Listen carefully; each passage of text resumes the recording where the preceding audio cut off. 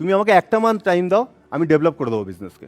ধরুন জুতো 100 টাকা করেই, উনি 100 টাকা করেই বেচে দিতেন। তাহলে লাভ কোথা থেকে আসছে? বিজনেস কে কি মনে করে আমি ঠিক জানি না। বিজনেস হচ্ছে, যেহেতু বাবা একজন চাওয়ালা ছিল, সেই জন্য বাবা চাইতেন না কোনোদিন যে আমার ছেলেও চাওয়ালা হোক। তো আমার বাবা বললো যে এই বিজনেসে ডেভেলপ করা যাবে না। আমি বললাম ডেভেলপ করা যায়, তুমি আমাকে একটা মান্থ টাইম দাও, আমি ডেভেলপ করে দেবো বিজনেসকে।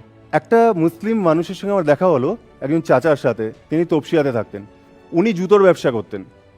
ওনাকে কি যখন আমি জিজ্ঞেস করলাম চাচা বিজনেস আমি করতে চাই, বাবা করতে দেন না, তো উনি আমাকে বললেন যে বেটা বিজনেস করার জন্য একটা জিনিস দরকার, সেটা হচ্ছে হিম্মত। তো সেটার জন্য তোমাকে বিজনেসে আলাদা ট্যাকেল জানতে হবে। তাই আমি বললাম চাচা আপনি কিভাবে ইনকাম করেন? তো বললো আমার মতন তুই পারবি, তুই চেষ্টা করলে পারবি, দেখ ভেবে দেখ, আমার জুতোর ব্যবসা, কিন্তু তোর বাবা তো চায়ের ব্যবসা। আমি ঠিক আছে তুমি বলো না আমাকে ব্যবসাটার কথা।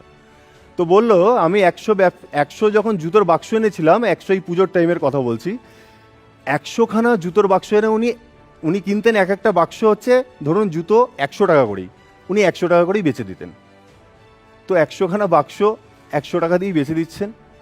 তো দেখা যাচ্ছে আমি জিজ্ঞেস তাহলে লাভ কোথা থেকে আসছে? তখন উনি বলছেন যে লাভটা আসছে আমি যখন 100খানা পেটি বিক্রি করে দিয়েছি অলরেডি, তখন দেখা গেছে যে ওই 100খানা পেটি বেচতে বেচতে 1 মাস আমাকে 2 মাস আমাকে কষ্ট করতে হয়েছে। তারপর দেখা গেছে কোম্পানির কাছে আমি তখন বলতে শুরু করলাম যে আমি তো 100 পেটি আপনার বেচে দিচ্ছি ইনস্ট্যান্ট, তাহলে আপনি আমাকে ফ্রি কি দেবেন? তখন কোম্পানি বললো যে আমি 100-র সাথে একটা ফ্রি দিতে পারি বাক্স। ওই একটা যে ফ্রি আসতো, ওইভাবে ওই চাচা কি করলো, ওরকম 10,000 বাক্স বিক্রি করতে শুরু করলো। এবং তার সাথে দেখা গেল তার এই ফ্রি বাক্সগুলোর থেকে তার সংসারের খরচ তিনি বাঁচাতেন। আজকে তিনি অনেক বড় হোলসেলার।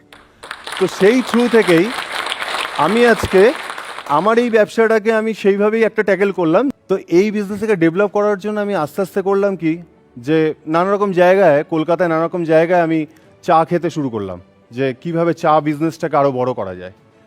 তো তখন আমি বড় বাজার থেকে শুরু করে, হাওড়া থেকে শুরু করে সব জায়গায় সাইকেল নিয়ে নিয়ে গিয়ে শুধু চা খেতাম, যে কত রকমের চা আমাদের কলকাতা সারা শহরে কীভাবে তৈরি হয়।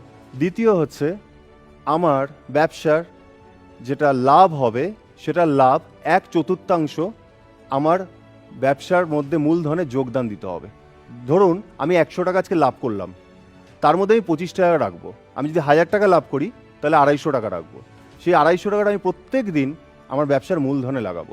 সেটা একটাই আমার বিজনেস। আজকে যে আমার ছোট স্টলটা রয়েছে, আজকে যে আমি ক্যাফেটা তৈরি করতে যাচ্ছি, সেই ক্যাফেটার জন্য আজকে এই মূলধনটা আমাকে কাজে দিচ্ছে।